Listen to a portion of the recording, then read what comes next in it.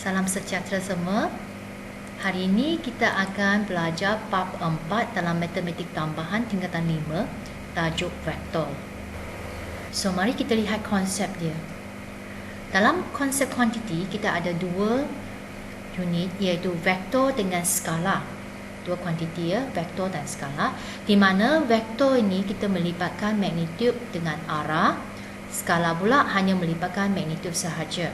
Contoh-contoh bagi vektor adalah seperti hal laju, daya, dan contoh-contoh bagi skala adalah seperti jisim, masa, suhu.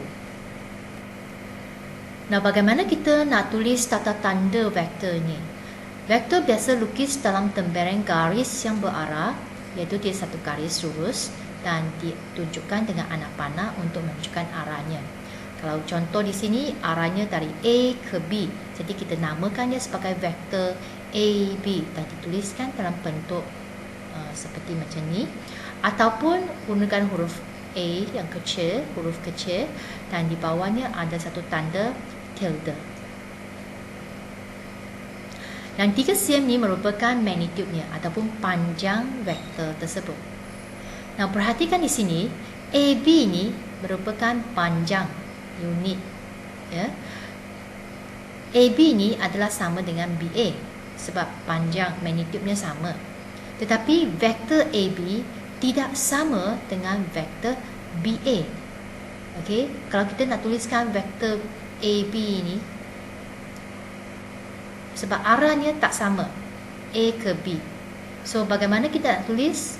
Jadi AB ni sebenarnya sama dengan negatif bagi AB, iaitu BA. Vektor BA merupakan vektor negatif bagi AB. So, ini kita namakan dia vektor negatif. Arahnya tak sama tetapi magnitudenya tetap sama. Yang ketiga, kita tengok bagaimana kita menghitung magnitud yang diwakilkan oleh satu vektor dan arah dia. So, magnitud akan diwakilkan dengan simbol modulus vektor AB di dalamnya ataupun modulus vektor A di dalamnya. So, contoh di sini kita nak carikan apakah magnitud bagi vektor AB. Sebenarnya kita guna cara teorem Pythagoras untuk mencarikan panjang AB nya. Tapi kita wakilkan dengan magnitud vektor AB. Dan kita akan kira, kita akan dapat 5 unit. Ya, teorem Pythagoras iaitu rumus C kuasa 2 sama dengan A kuasa 2 tambah B kuasa 2.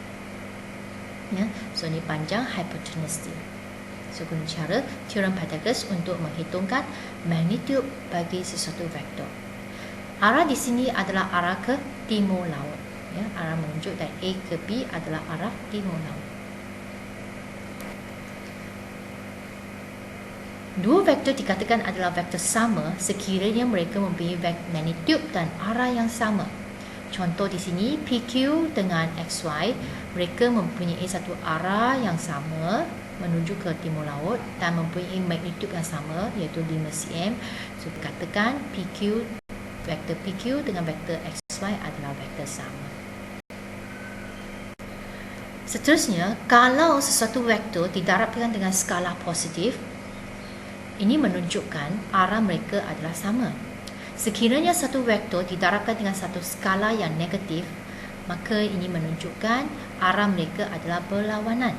So, tanda positif dan negatif menunjukkan arah vektor itu. So, contoh di sini kita lihat A ini adalah arah menuju ke arah barat laut. Okey. So, di sini kita ada 3/2A didarabkan dengan skala positif, maka mereka mempunyai arah yang sama tetapi magnitudenya mungkin berbeza. Dan begitu juga dia didarab dengan skala negatif 2, ini menunjukkan arah yang berbeza. Tengok, perhatikan dia punya anak panah, ya, berbeza, berlawanan arah, ya, songsang arah dan magnitudenya memang tak samalah.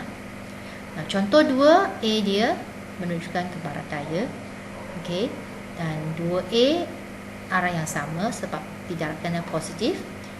Kalau negatif 3/2A, maksudnya arahnya adalah berlawanan. Kemudian kita ada vektor selari dan segaris. Apa yang dikatakan vektor selari ialah sekiranya vektor AB boleh ditulis dalam bentuk KCD, di mana K ini adalah satu pemalas. Sekiranya vektor AB boleh ditulis dalam satu persamaan K ataupun skala CD, maka mereka dikatakan selari. Dan jika ada titik yang sepunya di antara mereka, maka mereka adalah segaris. Contohnya, vektor AB sama dengan KAC, maka ABC adalah selari dan segaris sebab mereka mempunyai titik sepunya A. Lihat contoh satu yang diberi. Diberi AB adalah 2X dan CD adalah 6X. Tunjukkan bahawa dua vektor ini adalah selari. So, mula-mula kita senaraikan AB yang kita dapat adalah 2X, CD yang diberi adalah 6X. So, tuliskan CD ini sebenarnya adalah sama dengan 3 kali 2X, betul? 3 darab dengan 2X, dan kita tukarkan 2X ini sebagai wakil dalam vektor dia, iaitu vektor AB. Kita boleh nyatakan CD ini sebenarnya sama dengan 3 kali AB. So, 3 ni merupakan K dia. So, kalau dia boleh tulis dalam bentuk sebegini, maka AB adalah selari dengan CD. Vektor AB adalah selari dengan vektor CD. Contoh kedua, diberi EF sama dengan 6U dan EJ adalah 1/2U. Buktikan bahawa EFG ini adalah segaris. Nah, mula-mula kita senaraikan EF ini sebagai 6U dan EG ini 1/2U. Hubungkan dua vektor yang diberi ini dengan skala. Kita akan dapati 6U ini sebenarnya sama dengan 12 darab dengan 1/2U, di mana kalau kita ringkaskan nombor di sini, kita akan dapat 6U balik, betul? So, EF ini adalah wakil 6U dan 12 1/2U ini adalah EG. So, kita gantikan dengan vektor, kita akan dapat EF ini sebenarnya sama dengan 12 vektor EG. So, oleh kerana mereka mempunyai satu titik sepunya E, maka terbuktilah EFG ini adalah segaris. Kemudian kita ada dua vektor A dan B adalah bukan sifar dan tidak selari. Sekiranya dua vektor itu tidak selari dan diberi MA ini adalah sama dengan MB, maka skala M sama dengan N dan dia mesti sama dengan kosong.